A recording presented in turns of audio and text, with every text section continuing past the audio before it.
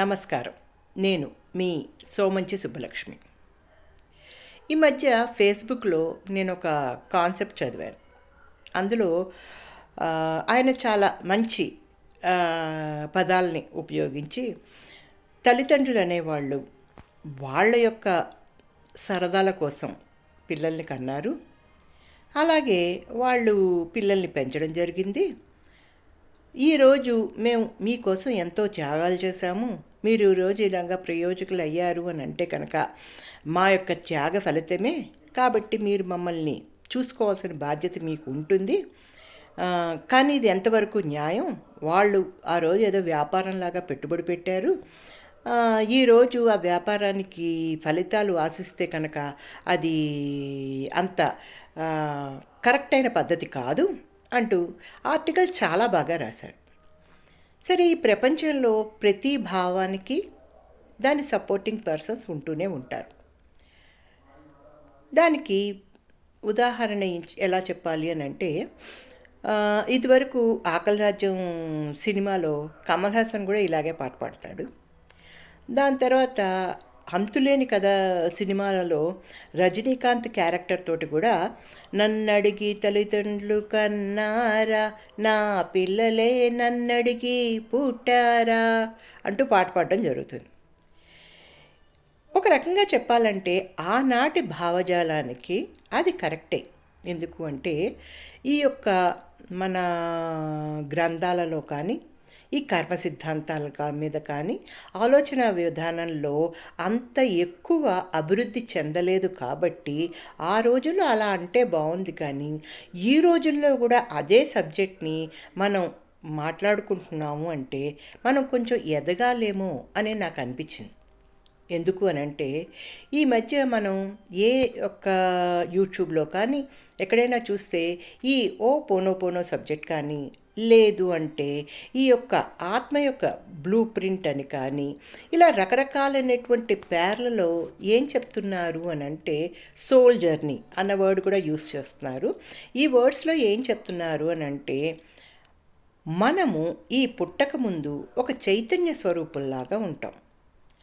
ఆ చైతన్య స్వరూపాల్లో ఉన్నప్పుడు మనం ఎప్పుడైతే మార్కెట్లోకి వెళ్ళి ఓ కేజీ వంకాయలు కావాలి, ఏమిటి ఈ క్యాప్సికమ్ ఖరీదు ఎక్కువ ఉందా, అయితే ఇది వద్దు, సో నాకు వేరేది కావాలి అని చెప్పి ధర అవి చూసుకుని మనం ఎలా అయితే వస్తువులు కొనుక్కుంటామో అదే రకంగా చైతన్య స్వరూపంగా ఉన్నప్పుడు మన పాపాలు పుణ్యాలు ఈ రెండు మాత్రమే మనకి తెలిసినవి.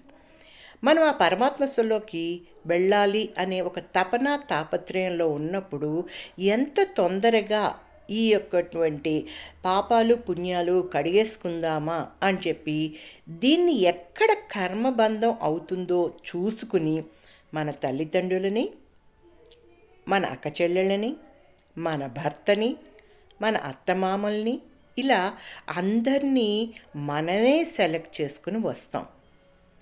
ఆ సెలెక్ట్ చేసుకుని వచ్చినందుకు ఈ ప్రపంచంలో మనం రకరకాలైనటువంటి ఆనందాలను అనుభవిస్తాము. అదే రకంగా సమస్యల్ని కూడా మనం అనుభవించడం అనేది జరుగుతూ ఉంటుంది. సో కాబట్టి ఇక్కడ మనం పెట్టుకోవాల్సిన మానసిక స్థితి ఏమిటి అంటే, నిజంగా మనకి కనుక జీవితంలో కష్టం వచ్చింది అంటే మనం తప్పనిసరిగా వాళ్ళకి థ్యాంక్స్ చెప్పాలి. ఎందుకు అంటే వాళ్ళు మన కష్టాన్ని మనకి కష్టం పెట్టి మనకి కష్టం ఇచ్చి వాళ్ళు మన కర్మని తొలగిస్తున్నారు అని. అయితే మరి కష్టాన్ని భరించడం అంత ఈజీయా? ఏమీ కాదు. కష్టాన్ని భరించడం అనేది చాలా దుర్భరమైనటువంటిది కూడా. సో అలాంటి పరిస్థితుల్లో మనం ఏం చెయ్యాలి అని అన్నప్పుడు ఇగో మనకి ఉన్నటువంటి మూర్తుల్ని ప్రార్థించడం, ఈ ఓ పోనో అంటూ మా కర్మల్ని ప్రక్షాళన చేయమనేటువంటి ప్రక్రియలు చేస్తూ రకరకాలైనటువంటి మార్గాలను అనుసరించి మనం ఈ సమస్యల నుంచి బయటపడాలి. తప్పిస్తే తల్లిదండ్రులు వాళ్ళు ఏదో మన మీద పెట్టుబడి పెట్టి వాళ్ళు వ్యాపారం చేస్తున్నారు అనేటటువంటి దృక్పథాన్ని మటుకు మనం డెవలప్ చేసుకోవడం కరెక్ట్ పద్ధతి కాదు. ఎట్ ద సేమ్ టైం ఎప్పుడైతే పునరభిచరణం పునఃమరణం అనే కాన్సెప్ట్ ఎలాగైతే ఉంటుందో, మనం మన తల్లిదండ్రులు సరిగ్గా చూసుకోలేని స్టేజ్లో ఉంటే మన పిల్లలు కూడా మనని చూసుకోలేని స్టేజ్లో వాళ్ళు ఉంటారు. అంటే ఇక్కడ మనం ఏం చేస్తున్నాం, పూర్వకాలంలో ఏం చేసేవారు అని అంటే కనుక ఉమ్మడి కుటుంబాల్లో ఉండి చిన్నతరం వాళ్ళు పెద్ద తరం వాళ్ళని చూసుకుంటూ ఉండేవాళ్ళు. వాళ్ళు ఆ చూసుకోవడంలో ఏమయ్యేది అంటే ఆ ముందు తరం వాళ్ళకి వాళ్ళ తల్లిదండ్రులు ఎలా చేశారో చూసి వాళ్ళు వాళ్ళ తల్లిదండ్రులకు చెయ్యాలనే మనస్తత్వం వచ్చేది. ఈ న్యూక్లియర్ ఫ్యామిలీస్ రావడం మూలాన ఏమైపోయింది అని అంటే ప్రతి వాళ్ళు కిందకే చూస్తున్నారు, ఆ పై తరాన్ని వదిలేస్తున్నారు. దానివల్ల ఏమవుతుంది అని అంటే ప్రతి వాళ్ళు ఎప్పుడు చేసిన కర్మో ఇప్పుడు అనుభవిస్తున్నాం అనుకుంటూ అందరూ ఈ ఓపోనోపోనోలు చేసుకోవాల్సిన అవసరం వస్తుంది. ఈరోజు తల్లిదండ్రులు చేసుకుంటారు, రేపు పిల్లలు చేసుకుంటారు, ఆ తర్వాత వాళ్ళ పిల్లలు చేసుకుంటారు. దానికంటే మనం దీన్ని ఇప్పుడే ఆపేసి కుటుంబ వ్యవస్థని మనం పరిరక్షణ చేసుకుంటే బాగుంటుంది కదా. ఒక్కసారి ఆలోచించి చూడండి.